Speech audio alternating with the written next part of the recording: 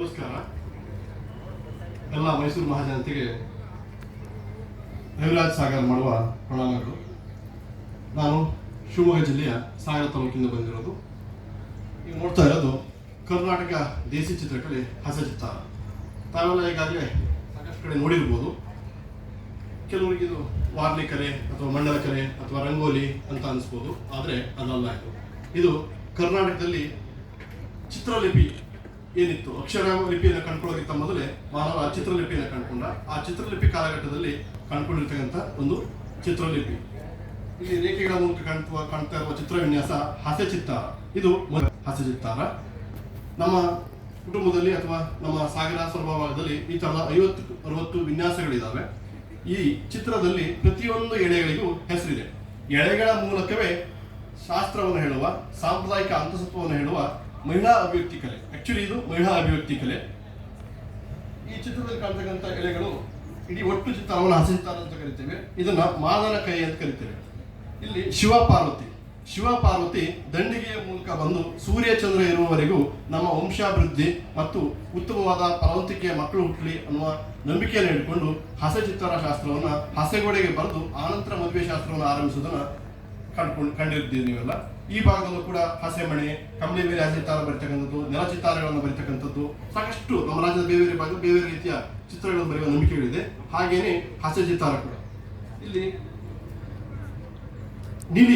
ನಿಲಿ ಅಂದ್ರೆ ಮನುಷ್ಯನ ಸಂಬಂಧದ ನಿಲುವು ಏನಾಗಿರ್ಬೇಕು, ಭಾವನೆಗಳ ನಿಲುವು ಏನಾಗಿರ್ಬೇಕು ಅನ್ನೋದನ್ನ ನಿಲಿ ಮತ್ತು ನಿಲಿಕೊಚ್ಚುಗಳ ಮೂಲಕ ಹೇಳ್ತಾರೆ. ಹಾಗೇನೆ ಇಲ್ಲಿ ಕಾಣ್ತಕ್ಕಂಥ ಹಳದಿ ಬಣ್ಣದ ಸಾಲುಗಳಿದೆಯಲ್ಲ, ಇದು ಅಂಡಿಗೆ ಸಾಲು ಅಂತ ಕರಿತೇವೆ, ಪಪ್ಪಳಿ ಸಾಲು ಅಂತ ಕರಿತೇವೆ. ಇದು ಬಳಿಗಳು ಅಂತ ಕರಿತೇವೆ. ನಮ್ಮ ಸಾಗರ ಸರ್ವ ಭಾಗದಲ್ಲಿ ದೀವರು ಸಮುದಾಯ ಅಂತ ಒಂದು ಸಮುದಾಯ ಕಂಡು ಬರುತ್ತೆ. ಟ್ರೈಬಲ್ ಬುಡಕಟ್ಟು ಪರಂಪರೆ ಹೊಂದಿರತಕ್ಕಂಥ ಸಮುದಾಯ. ಅಲ್ಲಿ ಬಳಿಗಳು ಅಂದ್ರೆ ವಂಶಾವಳಿ ಅಂತ. ಹಳದಿ ಬಳಿ, ಬಿಳಿ ಬಳಿ, ಕೆಂಪು ಬಳಿ, ಕಪ್ಪು ಬಳಿ ಅಂತ ಆ ಸಮುದಾಯದಲ್ಲಿ ಕಂಡು ಬರ್ತವೆ. ಆ ಸಮುದಾಯದ ನಂಬಿಕೆ ಪ್ರಕಾರ ಇದು ವಂಶವಾಹಿನಿಗಳು, ಗಂಡಿನ ಬಳಿ ಮತ್ತು ಹೆಣ್ಣಿನ ಬಳಿ ಅಂತ. ಇವತ್ತು ನಾವು ಸೈನ್ಸ್ ಕಾಣ್ತೇವೆ. ವಂಶವಾಹಿನಿಗಳನ್ನ ನಾವು ಒಂದು ಚಿತ್ರದ ಮೂಲಕ ತೋರಿಸ್ತೇವೆ. ಅದನ್ನ ಪ್ರಾಚೀನ ಕಾಲದಲ್ಲಿ ನಮ್ಮ ಗ್ರಾಮೀಣ ಬುಡಕಟ್ಟು ಜನಾಂಗದವರು ಬಳಿಗಳು ಅಂತ ಕಂಡುಕೊಂಡಿದ್ರು. ಬಳಿ ಹೀಗೆ ಸಾಗಿ ಗಂಡು ಬಳಿ ಮತ್ತು ಹೆಣ್ಣು ಬಳಿ ಸಾಗಿ ಇಲ್ಲಿ ದಿ ಎಂಡ್ ಆಗೋದಿಲ್ಲ.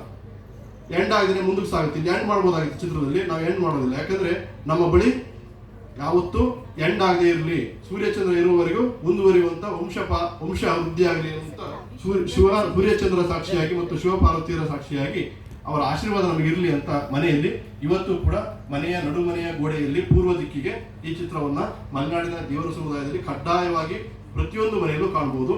ಮದುವೆ ಶಾಸ್ತ್ರ ಶುರುವಾಗದೆ ಹಸಚಿತ್ತಾರದ ಮೂಲಕ. ಇವತ್ತೆಲ್ಲ ನಾವು ಮದುವೆ ಗಟ್ಟಿ ಆದ್ಮೇಲೆ ರಿಂಗ್ ಹಾಕುವ ಒಂದು ಕಾರ್ಯಕ್ರಮ ಇಟ್ಕೊಂಡಿದ್ದೀವಿ. ಆದರೆ ದೇವರ ಕಮ್ಯುನಿಟಿಯಲ್ಲಿ ರಿಂಗ್ ಹಾಕೋದಿಲ್ಲ.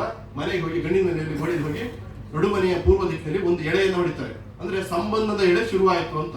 ಹಾಗೆ ಹೆಣ್ಣಿನ ಮನೆಗೆ ಹೋಗಿ ಹೆಣ್ಣಿನ ಮನೆಯ ಒಂದು ಸಂಬಂಧದ ಎಳೆಯನ್ನು ಹೊಡಿತಾರೆ.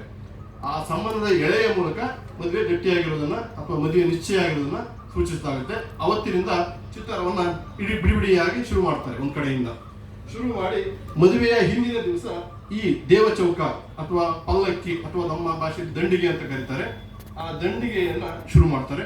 ದೇವ ಕಾರ್ಯದ ದಿವಸ ದಂಡಿಗೆಯನ್ನ ಬರೆದು